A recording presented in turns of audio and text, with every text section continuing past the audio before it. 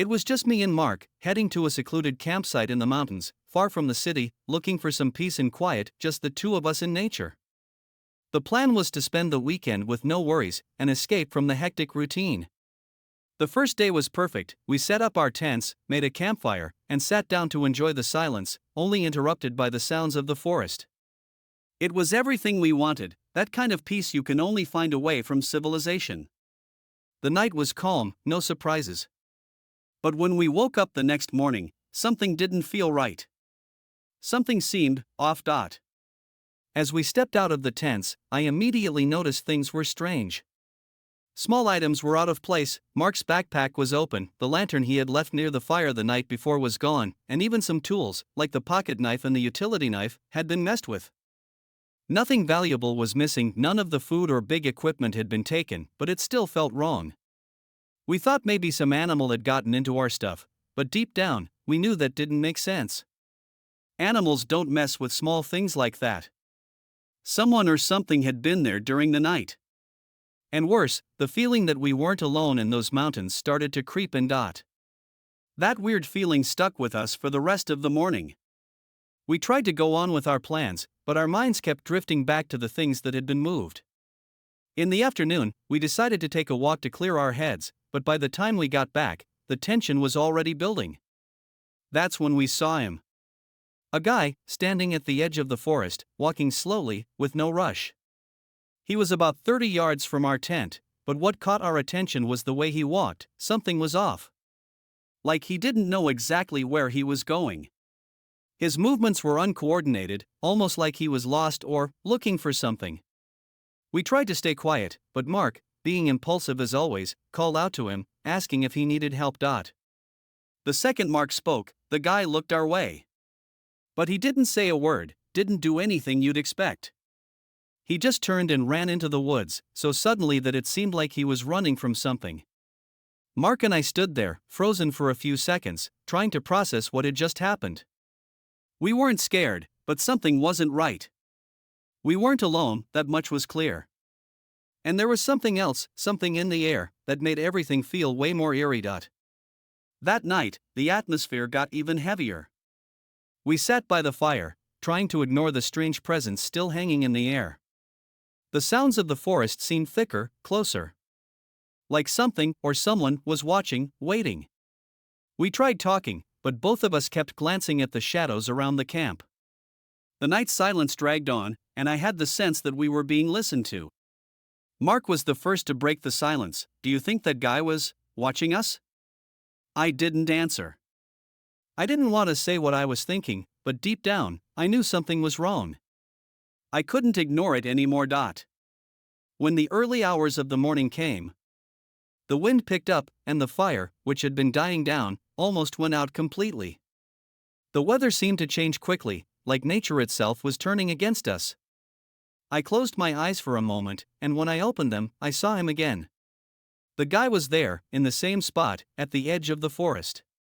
But now, he wasn't stumbling around, he was standing still, staring at us, like a shadow. There was no doubt he was there on purpose. This time, he didn't run, he just stood there, motionless, like he was waiting for us. My heart started pounding.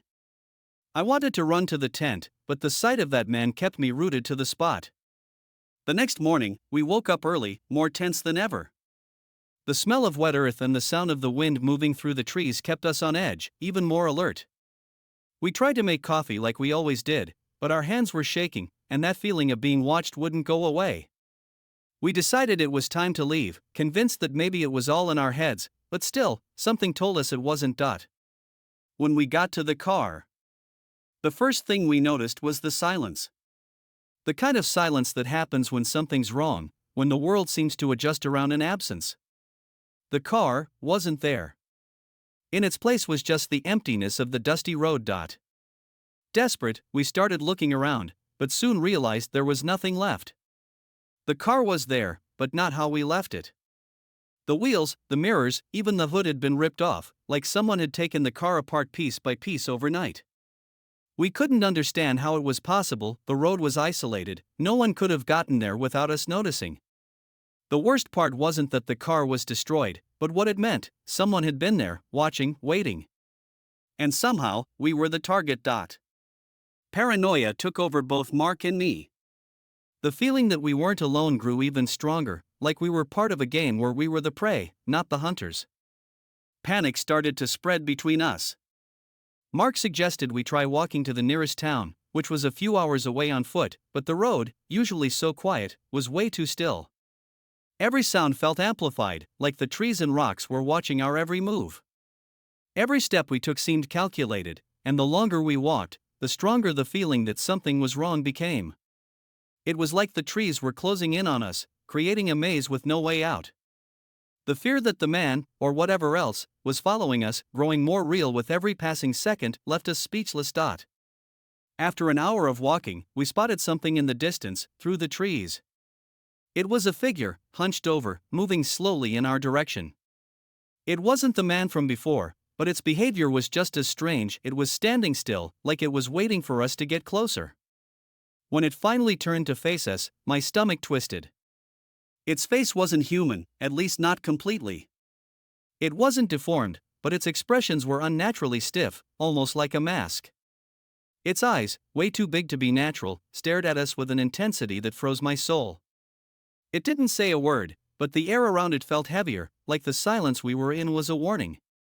We couldn't wait anymore. We ran, not looking back. Running through the forest, the trees seemed to close in front of us, making the path harder and harder to follow. The air was thick, like we were trying to breathe underwater. Fear pushed us forward, but the feeling that the man was right behind us, getting closer with every step, made it hard to breathe. When we finally reached the edge of the road, it felt like the forest had turned into a maze, and the road, our only way out, was farther than ever. The sound of dry leaves crunching behind us was unmistakable. He was there. Following us, no rush, but relentless. The adrenaline was at its peak, and all we could do was run faster. Finally, we saw a car coming down the road. It was our only chance. We waved our arms desperately, almost out of breath, and the driver slammed on the brakes when he saw us. He looked shocked but helped us into the car. On the way, we tried to explain, but he didn't believe what we were saying. Every time we made a turn, the fear that the man was still following us made us uneasy. When we finally reached the town, the car stopped. And the driver looked at us, still confused. I looked back at the road, covered by the forest, and for a moment, I thought I saw a figure in the distance. But maybe it was just my mind, desperate to believe we weren't still trapped in that forest. Whatever it was, it stayed behind, or at least, that's what I hoped. Even now, I can't stop thinking about what happened that night. I've never been back to that area, and honestly, I don't know if I ever will. When I think about that man, with those fixed eyes, and the silence that seemed to linger over the whole campsite, I still feel tense, like that nightmare is just waiting for me. Mark and I don't talk much about what happened, but we both know something really strange went down there. We can't explain it, but the details are still clear in my mind: the sound of the trees, the smell of the earth, and, above all, that feeling that the forest was alive, watching us with every move. In the days that followed, we tried to move on, but the truth is, we couldn't shake the feeling that we weren't alone. Sometimes, when I'm in a quiet place, I still feel like something's watching me, waiting. And every time I close my eyes, I see that man, standing in the forest, watching. I don't know what he wanted, or why he chose us, but I know that somehow, he's still out there, waiting for the right moment to show up again. I just hope that, if he does, I won't be in a place where he can reach me. And if you're planning to head to the mountains, I'd think twice before camping in secluded spots. What happened to us is something I wouldn't wish on anyone. Please subscribe our YouTube channel. I've always loved Halloween. That night, after a Halloween party full of laughs and costumes, I came home late, my head spinning from all the candy and drinks. I lived on a quiet street, hardly any cars passing by, and I always felt safe there. The house was old, with a front door that creaked every time it moved, but I was used to it. That night, the street was almost empty, except for a few streetlights and houses decorated with pumpkins. When I got home, something felt off. The door was locked, but I clearly heard the doorbell ring. I couldn't remember anyone coming by earlier, but I thought it might be a neighbor with a request or something. But when I opened the door, No one was there. Just a Halloween mask, one of those creepy kid-sized ones, lying on the doorstep. I was a little freaked out. Nobody would ring the doorbell and leave that there, right? I pulled the mask inside, and as I turned to go back in, I heard a faint sound coming from the window, like someone tapping, real slow. It wasn't like someone throwing pebbles, but something softer, almost like they were testing the glass. I'll admit, my heart started racing. I walked over to the window and looked outside, but all I saw was darkness and the big tree in my yard.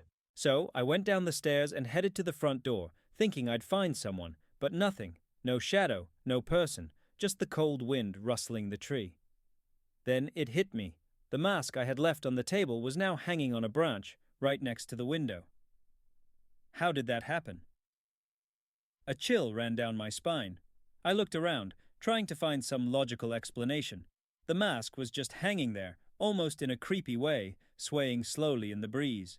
But there was no one around. I wasn't sure if I was starting to lose it or if something really weird was going on. I decided to just brush it off, thinking maybe one of my neighbors was messing with me, though that was pretty out of character for this neighborhood. So I went inside, shut the curtains, and tried to calm down. I knew I needed to sleep, so I headed to my room, but before I lay down, I glanced out my bedroom window one last time, which faced the front hallway of the house. Everything looked calm. Still, the silence that filled the house felt way too heavy. That's when, as I was settling into bed, I heard footsteps. Not the usual creaky sounds of an old house, but clear, heavy footsteps coming from the direction of the porch. I froze. I wasn't sure if it was just the wind or maybe some animal, but those footsteps sounded human. I jumped out of bed, my heart racing, and went over to the window again. The porch was dark, no movement.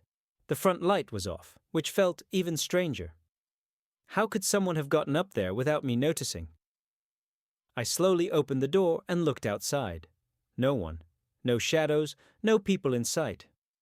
Still, the sound of footsteps kept echoing in my head, and the feeling of being watched made my skin crawl. I slammed the door shut and locked it as fast as I could, feeling a wave of fear I'd never experienced in that house before. I decided to go to bed and try to sleep, but the feeling of being watched wouldn't go away. What happened that night still haunts me, to this day. I tried to relax in bed, pulling the covers up to my neck, but I couldn't shake the feeling that something was wrong. The silence that once felt comforting now felt suffocating, like the whole house was waiting for something.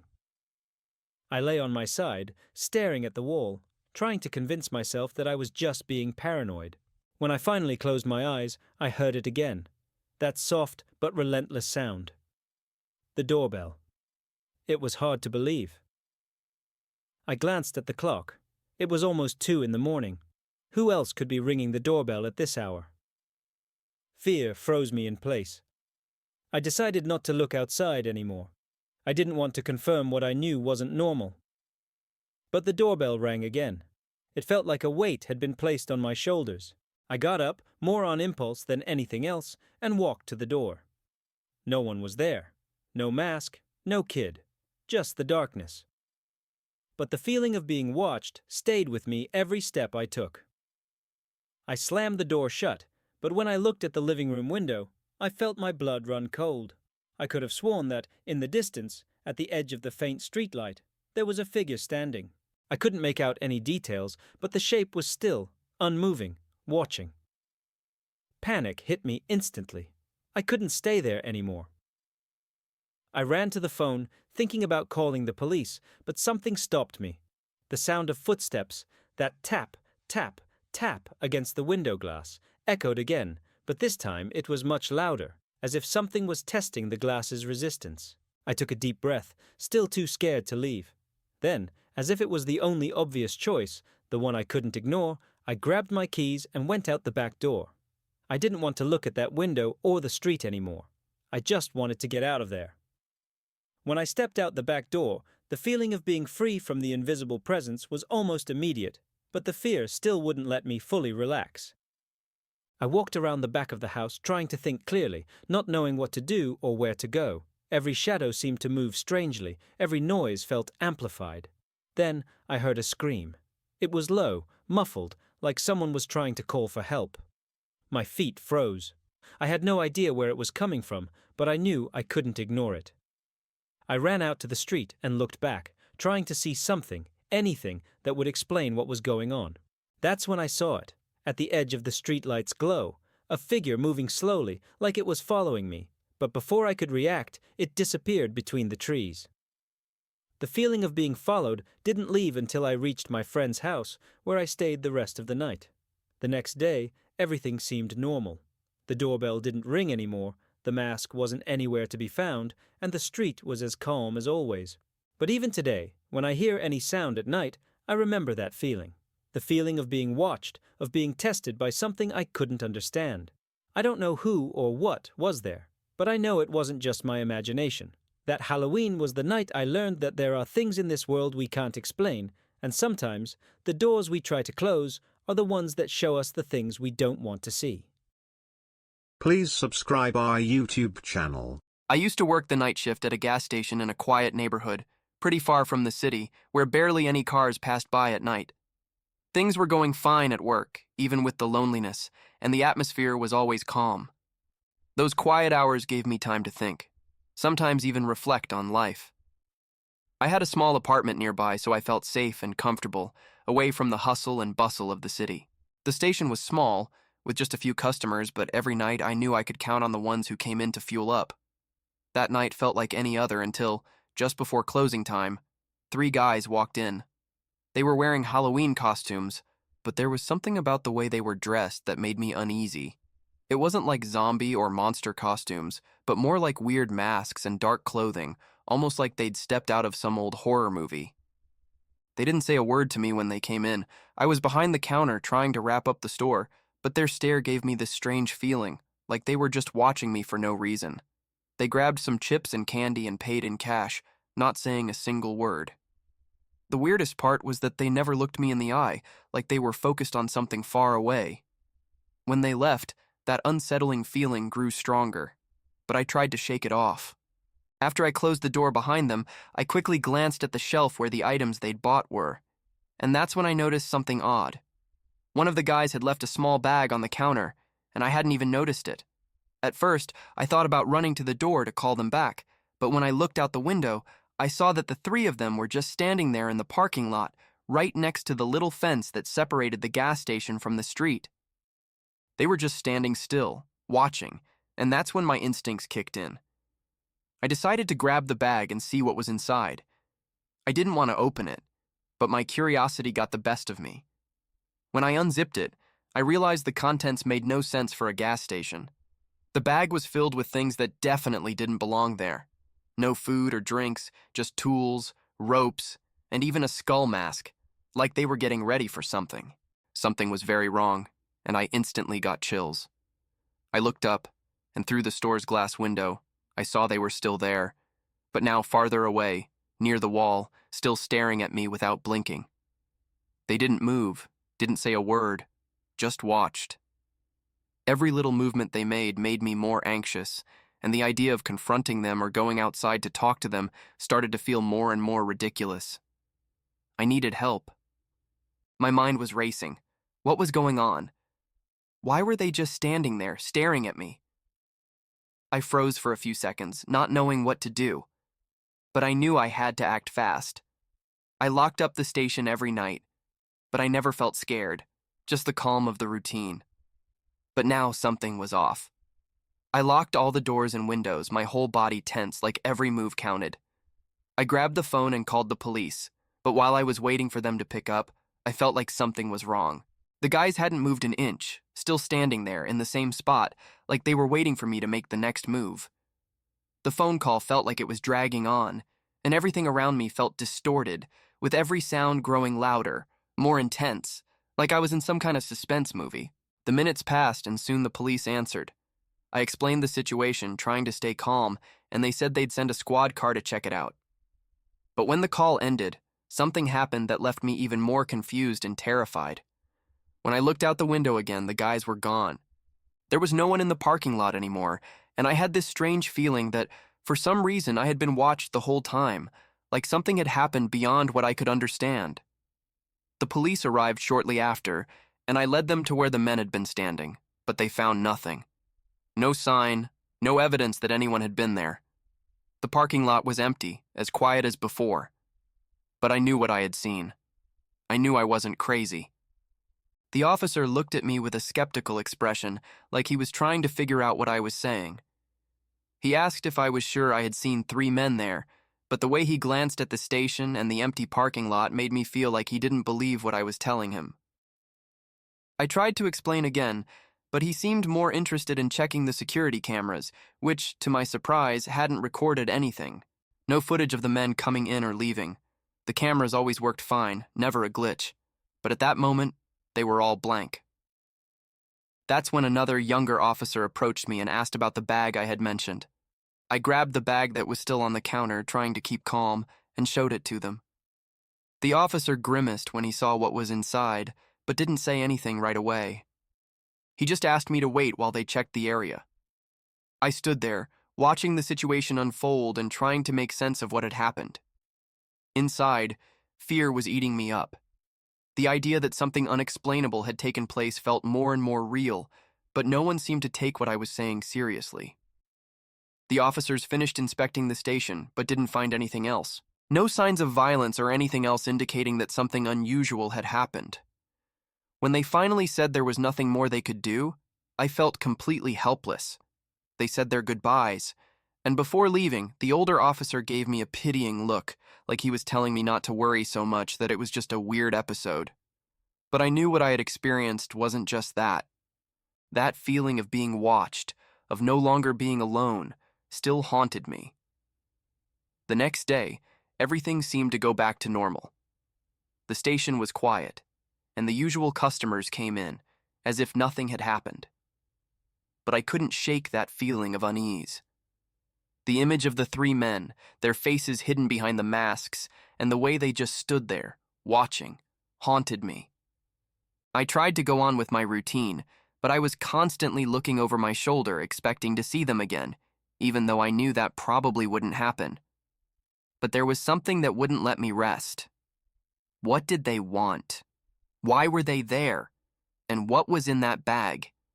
It wasn't just a coincidence, I knew that. Something was wrong, but no one seemed to care.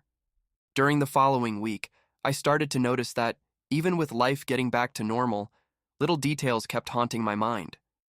I'd walk past the parking lot and always look at the same spot where the men had stood. There was something in the air, something I couldn't explain.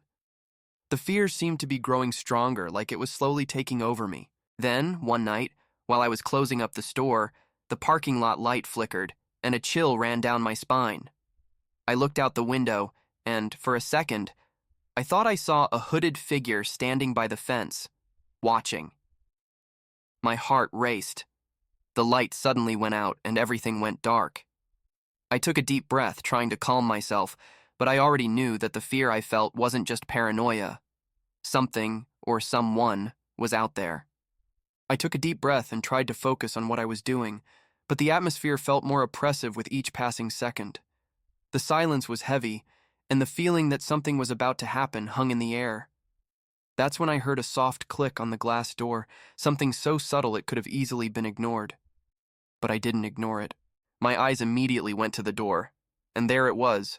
A shadow, moving quickly, something or someone that seemed to vanish as soon as I looked. I couldn't make out any details, but it was enough to freeze me with fear. I knew what was happening. I was being watched again. There was no doubt. This was real. Something was out there, and I wasn't alone anymore. I had to get out of there. But what would happen if I left? What if it was too late? My heart pounding. I took a step toward the door, trying not to make a sound. But the feeling of being watched grew with every move I made. I was frozen, not knowing what to do. Fear was paralyzing me, but something inside me pushed me to act. I grabbed the phone again, my fingers trembling as I dialed the police. The voice on the other end sounded distant, like it wasn't real, and I could barely get the words out. When I finally finished explaining, he told me a squad car was already on its way, but it felt like a temporary relief. I knew whatever was watching me was closer than I thought. The minutes felt like hours, and I could hardly wait for the officers to arrive, but the fear was so overwhelming that my mind wasn't thinking clearly. Finally, after what felt like an eternity, I saw the flashing lights of the squad car approaching. The sound of the siren broke the silence of the night, and a brief sense of relief washed over me.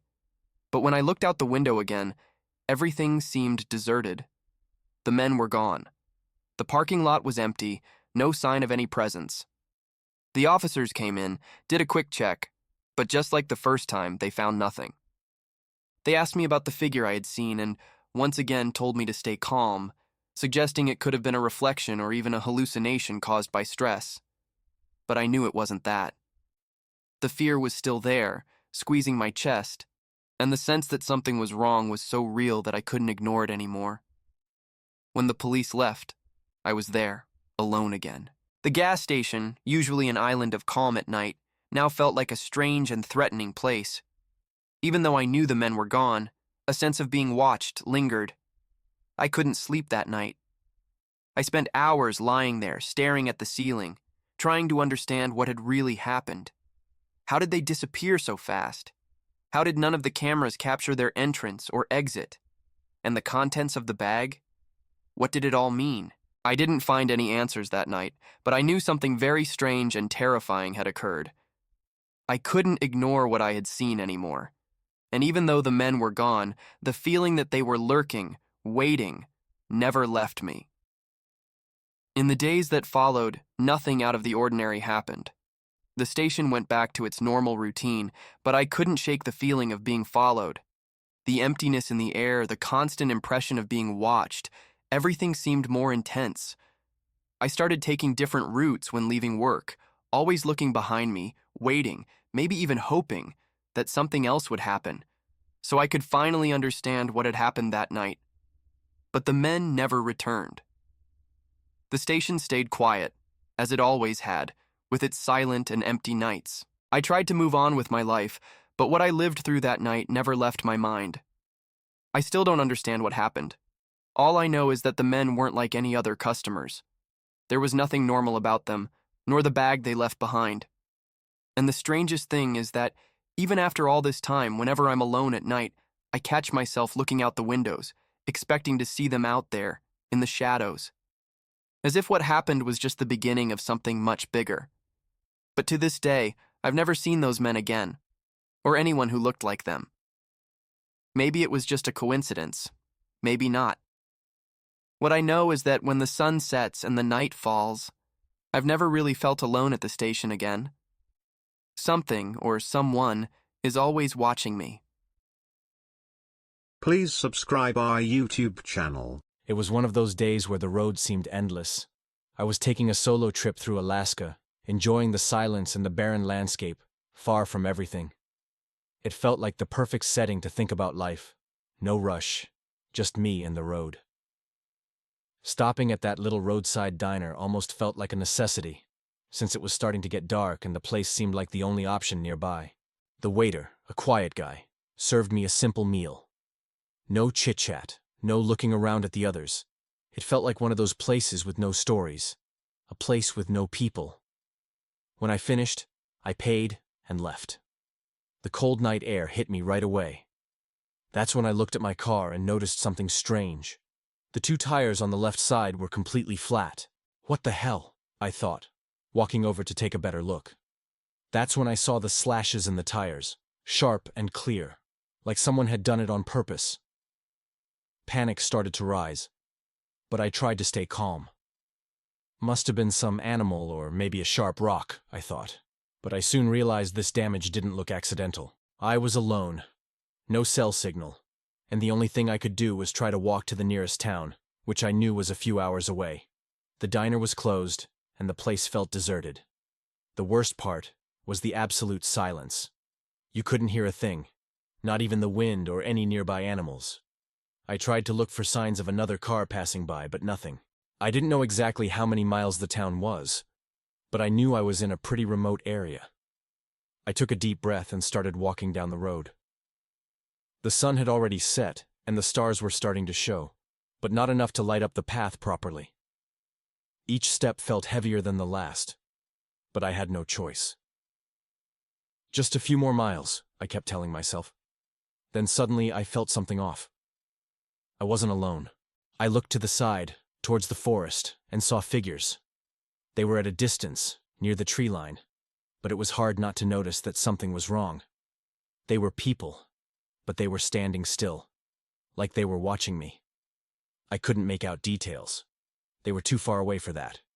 But just seeing something there made me feel incredibly uneasy. I stopped, my stomach in knots. My legs weren't moving like I wanted them to, and fear took over in a way I didn't know was possible. I tried to brush it off, telling myself it was just my imagination. Maybe it was a group of hunters or someone else who was lost.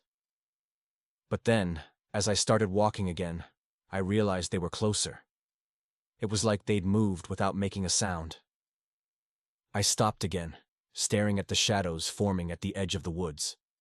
There was nothing I could do but keep walking. I was getting paranoid, that much was clear. But something wasn't right. I couldn't tear my eyes away, like some invisible force was pulling me toward those figures. That's when I turned back to the road and felt my pocket was empty. My keys. My heart started racing. I began checking every pocket of my jacket and pants, but nothing. They were nowhere. I wasn't in control anymore. I looked around, desperate, and the first thing I thought was, someone must have stolen them. But who would do that? I was alone. With no other option, I started heading back to the car, hoping maybe they'd be there.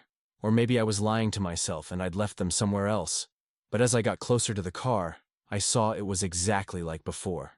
Flat tires, but no keys. Nothing. I lost it. I felt a chill down my spine. The car was there, untouched, but with no keys. I was starting to realize that something really strange was going on, but my brain couldn't fully process it.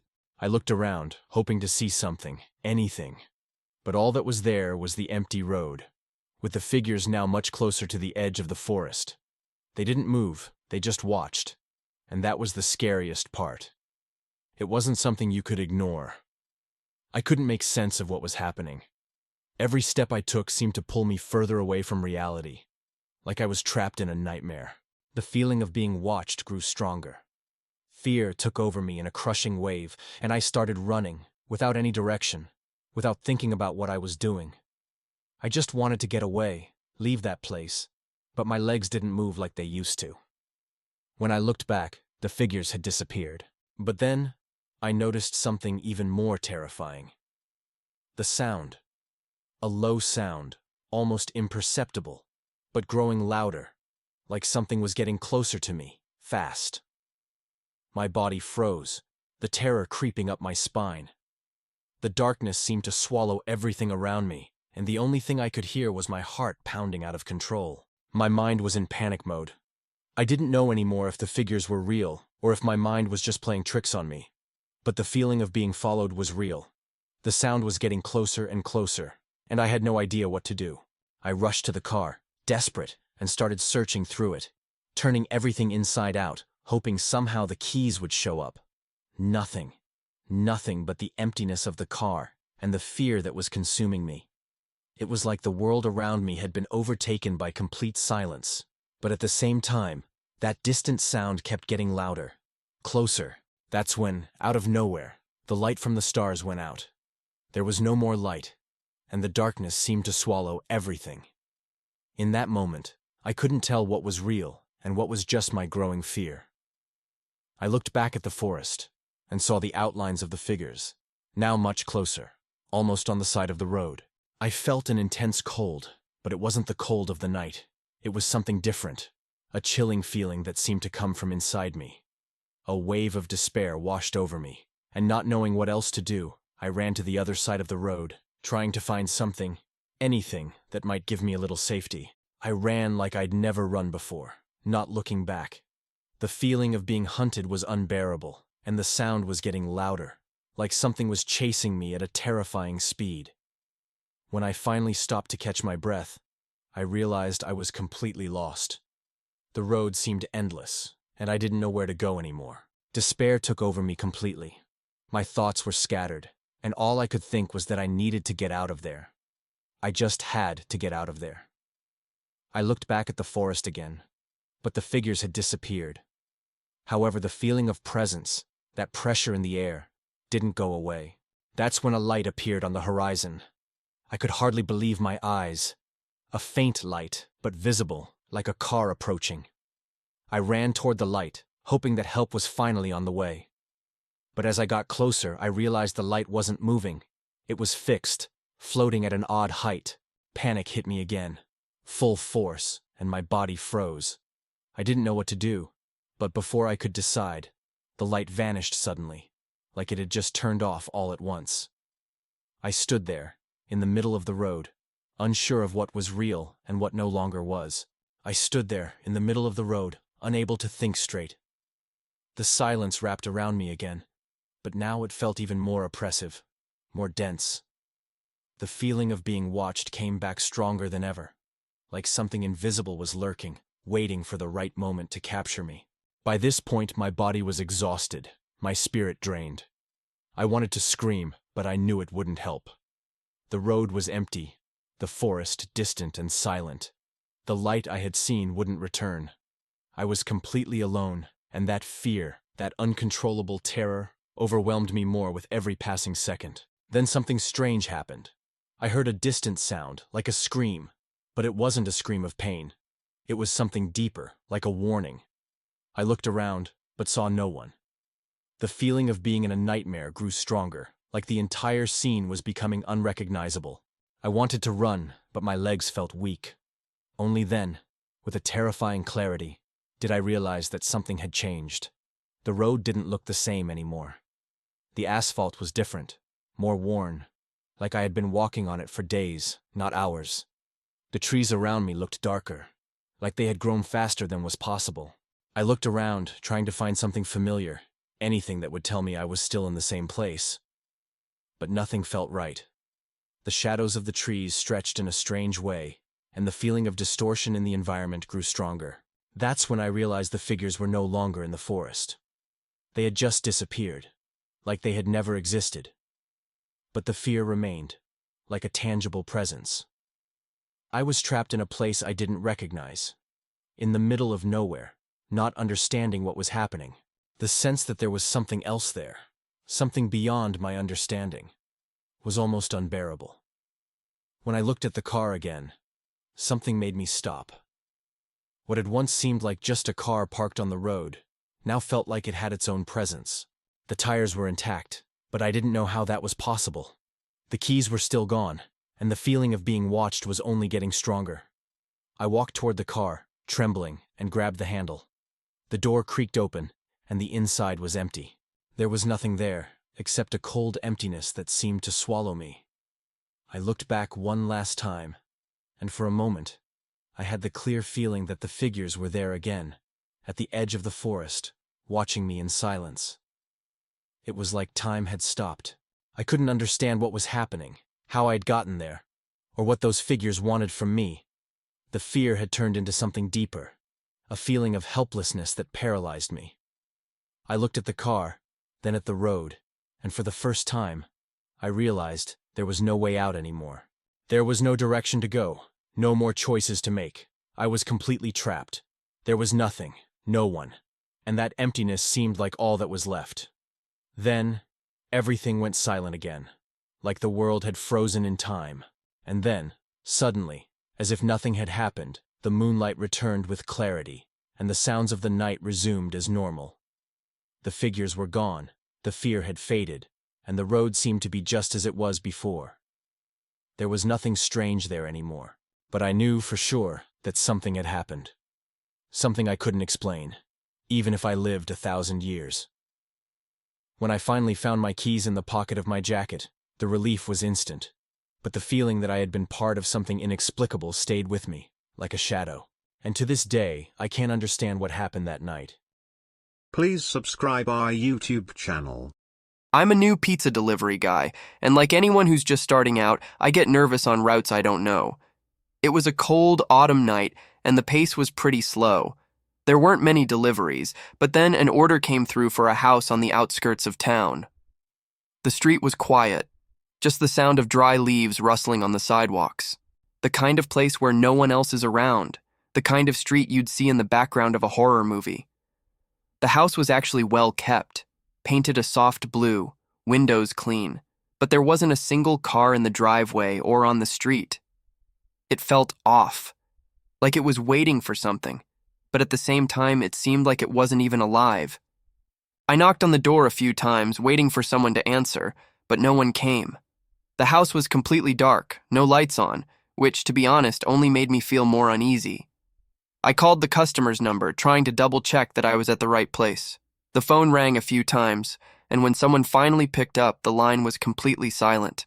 Just silence. I kept saying, "Hello," over and over, but there was no response. The discomfort I felt grew, and the idea of just getting out of there seemed like a pretty good one. But before I could turn around, something made me stop. I looked at the living room window, and through a crack in the curtain, I saw a figure standing there watching me. My stomach dropped and a chill ran down my spine. I don't know how long I stood there staring at that window, but it was enough to make me want to leave as fast as I could. The unease was thick in the air. The figure didn't move, but I knew it was watching me. Without thinking, I started walking back to my car, never taking my eyes off the window. The sound of my footsteps seemed deafening on that empty street, and I felt like I was being watched, like something was waiting for me to make the next move. The feeling of being followed began to grow inside me, like fear had taken on a physical form, pushing me away from that house. When I finally got to my car, I started the engine quickly, trying not to look at the rearview mirror. But just before I could drive off, something made me glance back. There he was, a skinny guy standing in the doorway, his posture all wrong. He wasn't moving, but it felt like he was watching me with those cold eyes.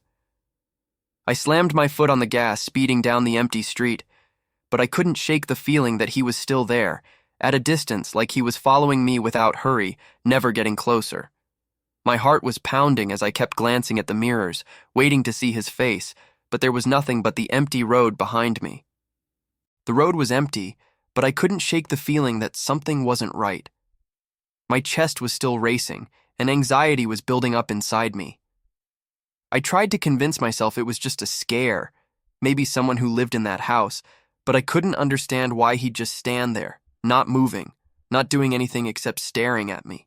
I spent the rest of the drive trying to distract myself, turning on the radio and trying to forget, but that image of the guy standing in the doorway like a shadow kept sticking in my mind. The feeling of being followed wouldn't go away, and with every turn, I'd glance at the rearview mirror, hoping to see something. But there was nothing. Just the empty road. I got home, and when I finally turned off the engine, an immediate sense of relief washed over me, but an uneasy feeling lingered. I knew I wouldn't be able to sleep well that night. I kept wondering who that man was, and what was going on in that house. I tried to come up with some rational explanation. Maybe he was some eccentric neighbor or just a curious guy, but the silence of the house, the way he stood there, not in a hurry, not approaching, all of it told me something was off. When I got out of the car, I took a quick glance at the house across the street, trying to see if he was still there, but everything seemed normal. The darkness of the night had taken over. Still, the feeling that I wasn't alone stuck with me. The next morning, I couldn't stop thinking about what had happened. I knew I had to work, but every time I passed by a window or looked out at the street, the feeling that something was about to happen overwhelmed me. The image of that man, standing there in the doorway, haunted me. I tried to find any information about that house or the customer who placed the order, but there was nothing useful. I couldn't find any records or details about that address, like the house was some sort of isolated spot on the map. It made me feel even more uneasy, like it was a place no one was supposed to know about. That night, things took an unexpected turn. I got a call, and although it came from the same pizza place, the number was blocked. I thought it was strange, but answered out of habit. It was a low, dragged-out voice, almost inaudible, but I managed to make out one clear sentence. "He's going to find you." My blood ran cold, and for a moment, everything went silent. The call dropped without warning, and I stood there, frozen, not knowing what to think. Was it a threat, or some twisted prank? But something inside me knew it wasn't a coincidence. The words echoed in my head as I stared out the window, waiting to see something, but only the darkness stared back at me. That night, the feeling of being watched grew stronger. I closed all the curtains, locked the doors, and even then, I couldn't relax. What terrified me the most was the feeling that something was out there, lurking, waiting for the right moment to reveal itself. The voice from the call still echoed in my head, and what seemed like a simple threat now felt much more real. I decided not to sleep. Not that night. I stayed up, keeping an eye on everything, listening to every sound coming from the street. Every now and then, I'd peek out the window, but I saw nothing but darkness and silence.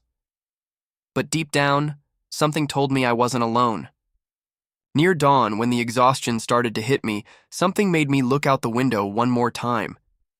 And that's when I saw it. A shadow, so subtle, but enough to make me freeze. It was the same man. He was standing at the door of that house again, just like before.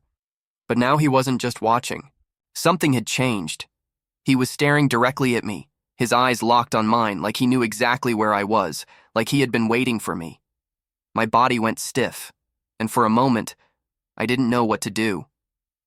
There were no more doubts. He was following me, and now he knew where I lived. That feeling of terror took over me in a way I'd never experienced before. It was like time slowed down, and everything around me became unreal.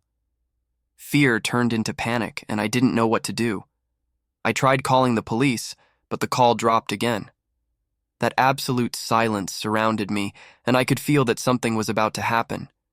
I knew I couldn't stay there any longer, but I didn't have the courage to leave.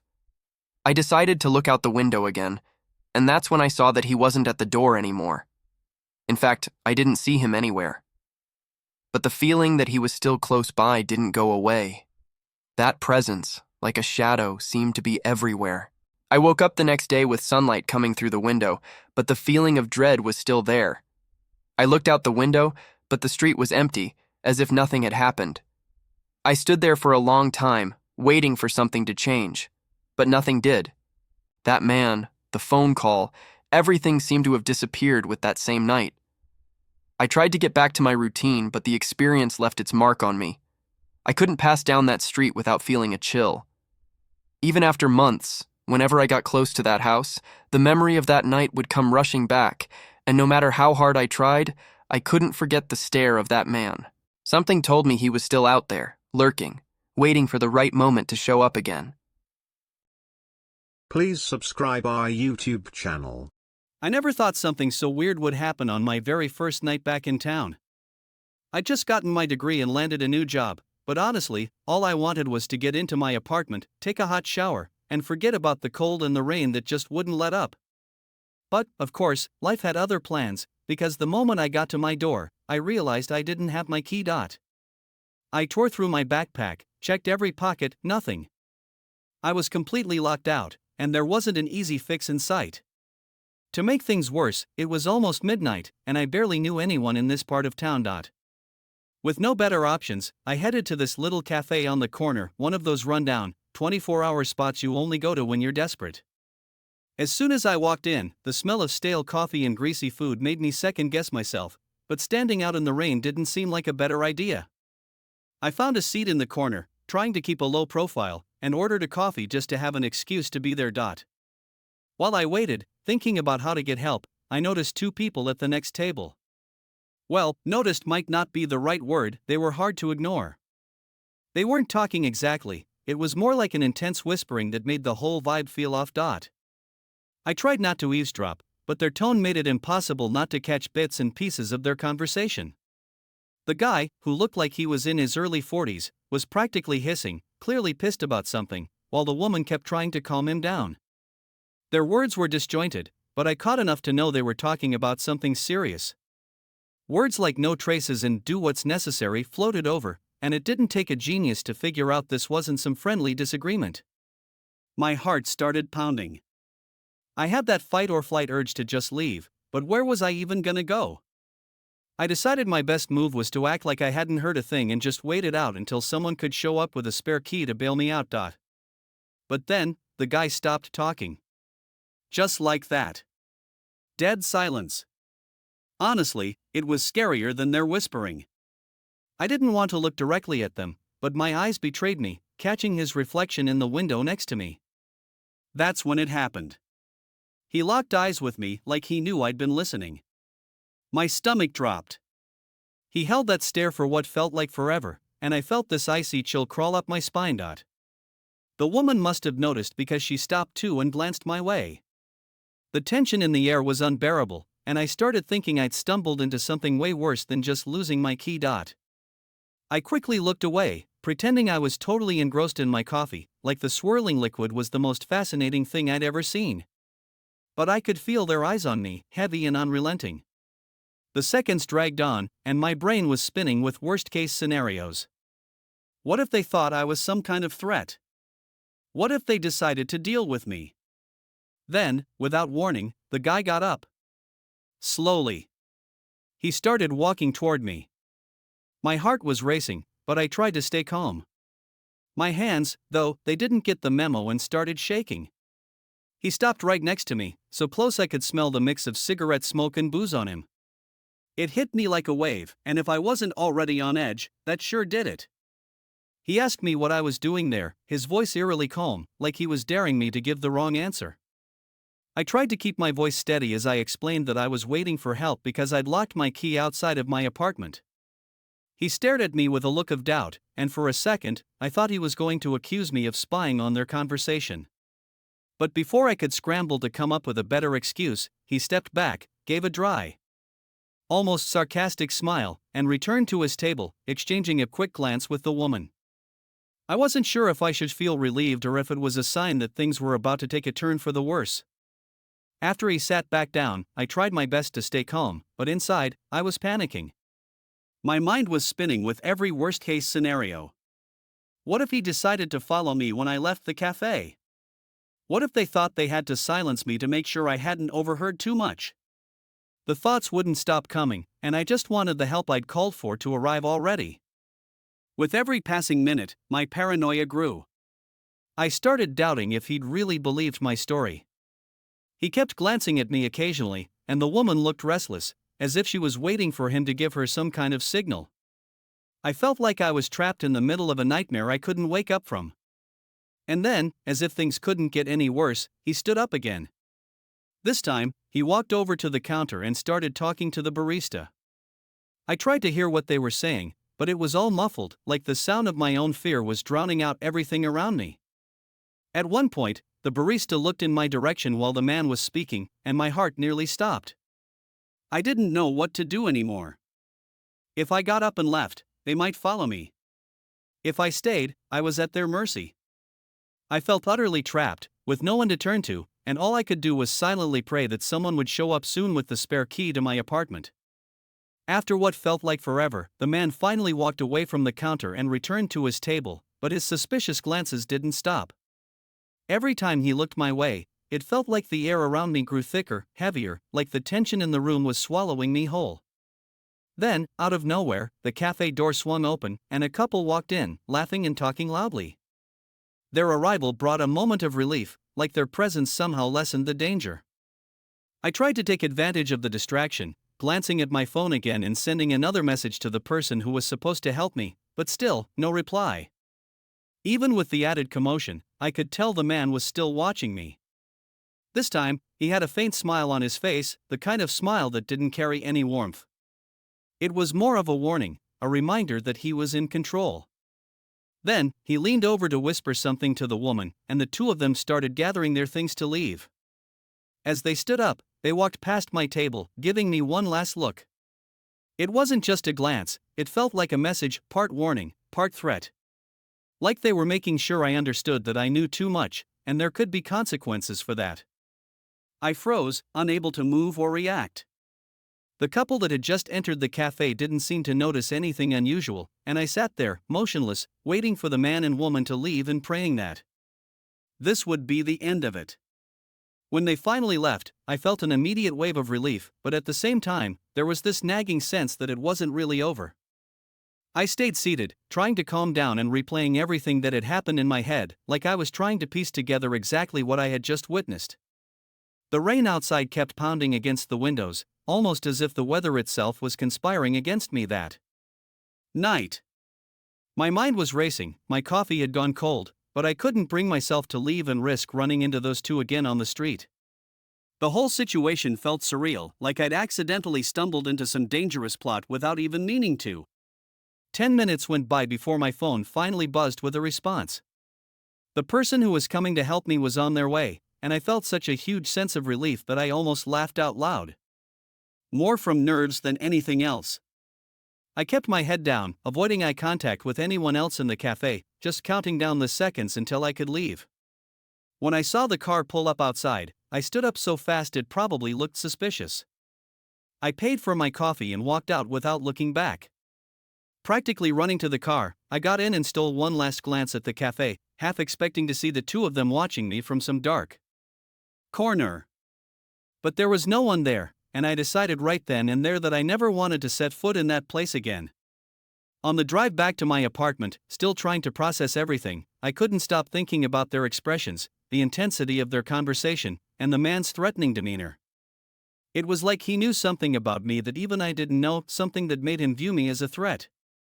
Even days later, I couldn't shake the feeling. Every time I thought about the way he had stared at me, that chill ran up my spine all over again. I kept wondering what might have happened if I'd handled things any differently. I tried to go back to my normal routine, but every time I passed by that part of town, the fear and unease came rushing back like a tidal wave.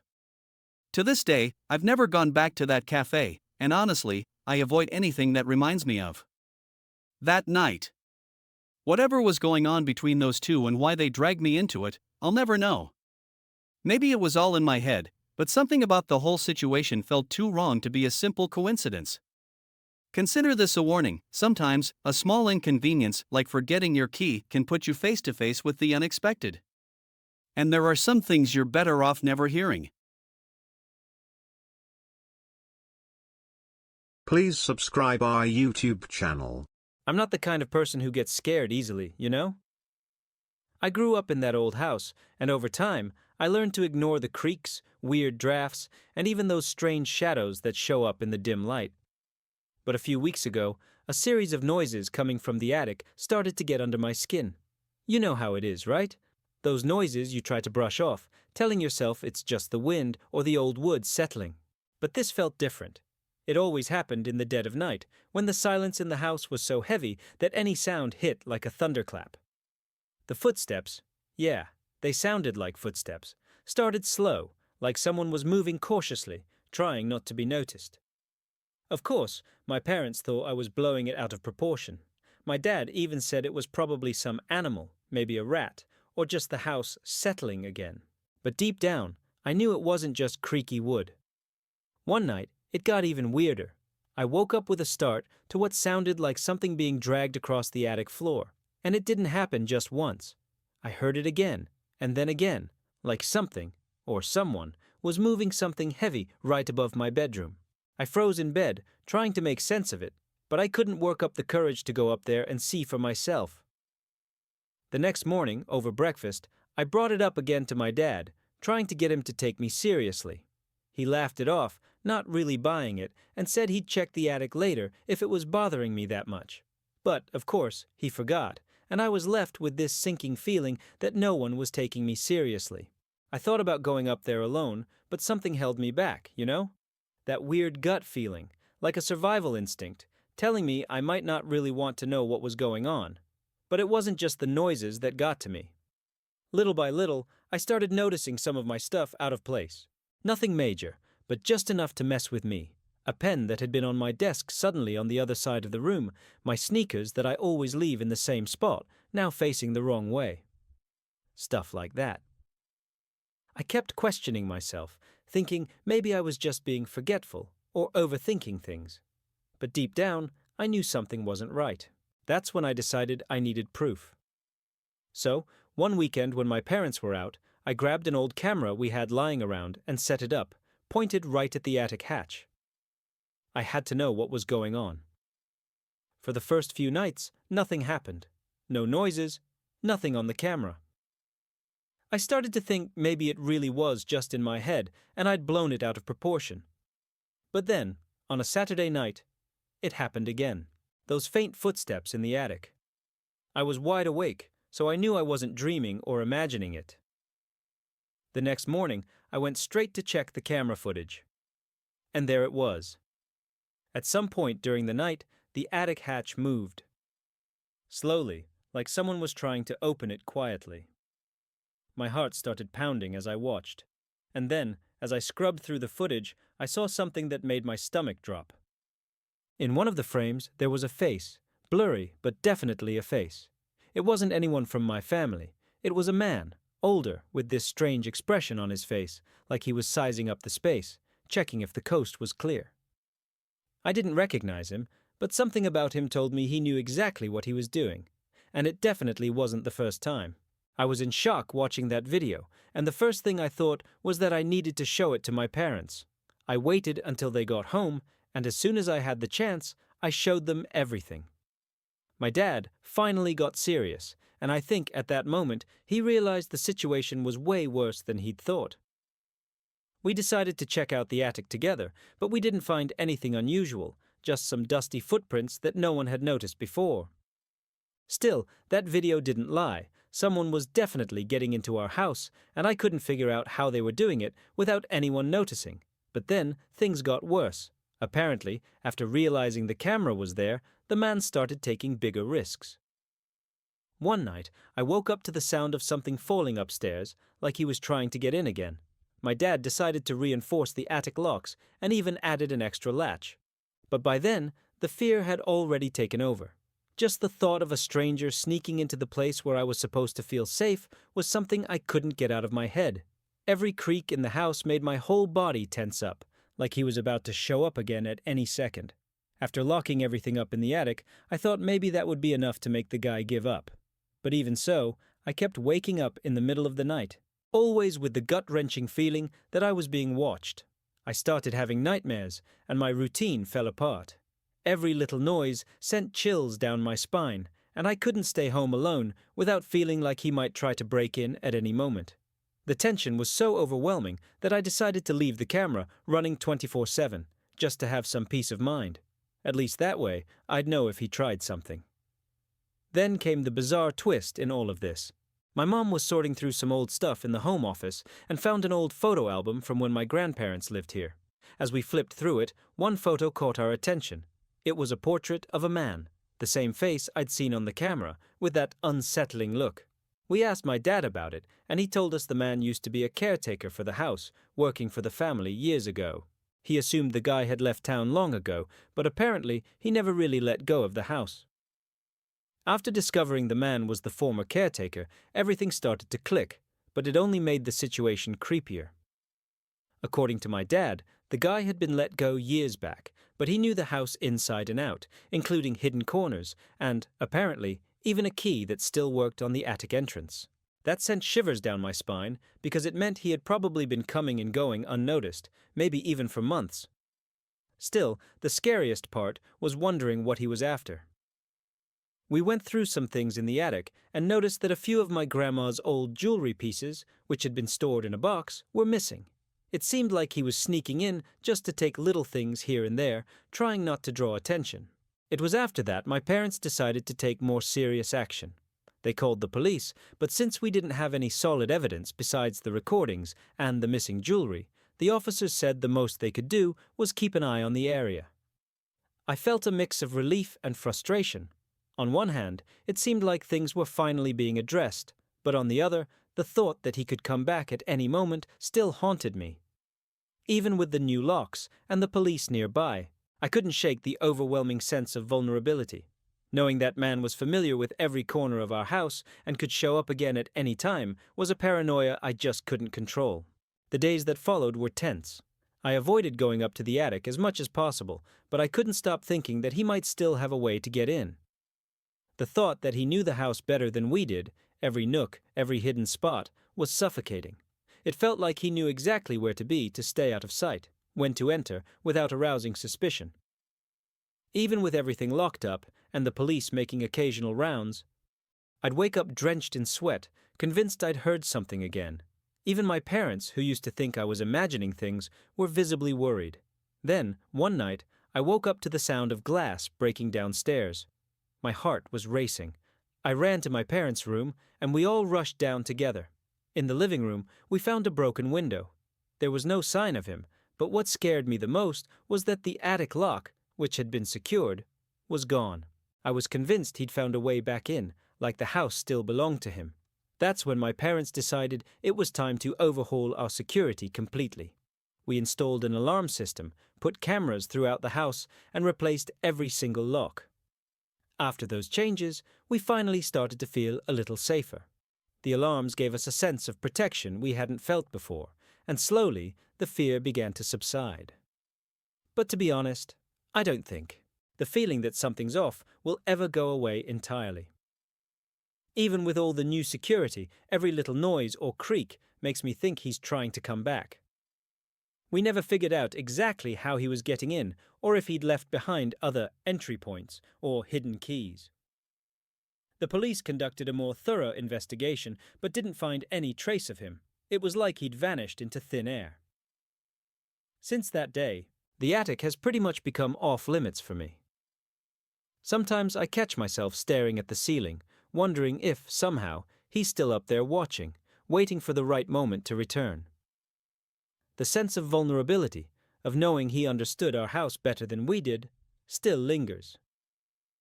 Even now, I can't fully explain how he managed it, but I know this experience completely changed how I feel about safety and the trust I have in the place that's supposed to be my home. And the strangest part? Even after everything we did, I can't shake this eerie feeling that the story isn't over yet. Please subscribe our YouTube channel.